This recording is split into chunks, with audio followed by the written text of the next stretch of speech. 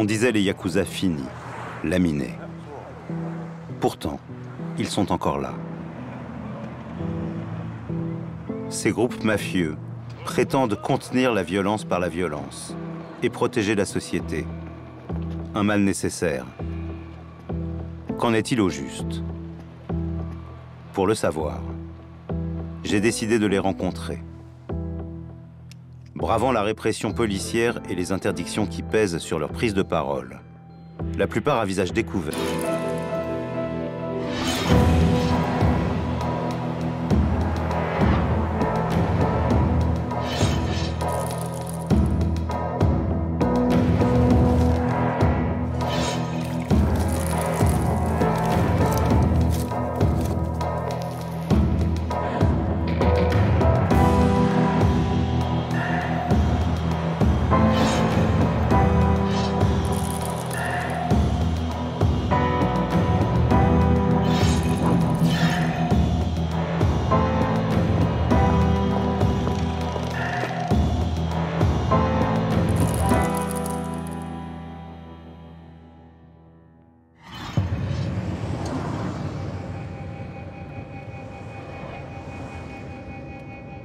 À Tokyo, j'ai rendez-vous avec l'Américain Jake Adelstein, le seul journaliste étranger à avoir enquêté des années sur le crime organisé pour l'un des plus grands quotidiens japonais.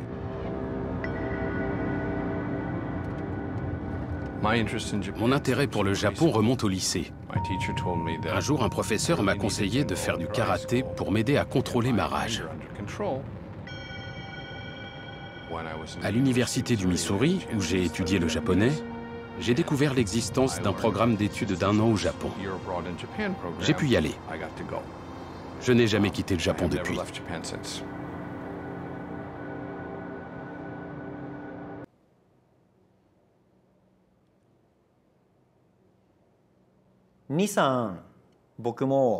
J'ai participé à 2 ou 3... Non, 3 ou 4 guerres de gang. Mon clan d'Asakusa contre un clan de Shinjuku.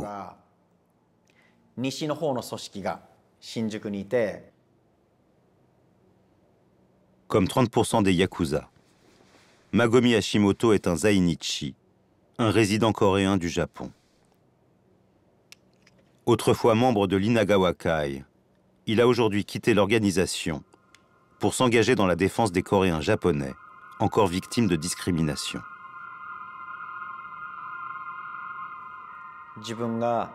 Pour faire avancer la carrière du boss que j'adorais, et aussi pour ma propre carrière, qui était liée à la sienne, j'ai fait beaucoup de choses que l'on pourrait qualifier de crimes.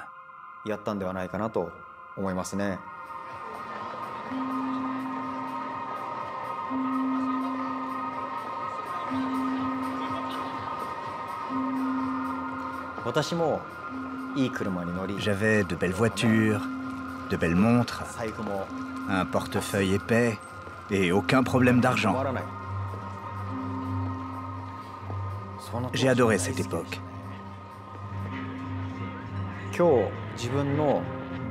Quand la violence et la peur que vous inspirez vous font gagner de l'argent, qu'elles font de vous quelqu'un d'important,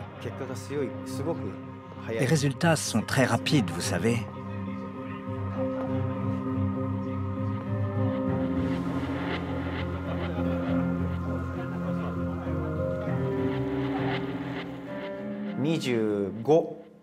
Quand j'avais 25 ans, alors que j'étais Yakuza à Asakusa, mes petits frères, les chatais sous mon commandement, prenaient de la méthamphétamine.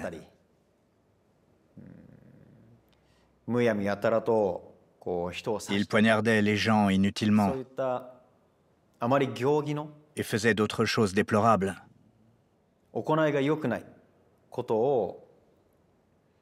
Ce qu'ils faisaient aurait pu embarrasser mon boss, que je vénérais plus que tout. Comme j'étais responsable de leur comportement, quand un de mes petits frères a poignardé des gens après s'être drogué,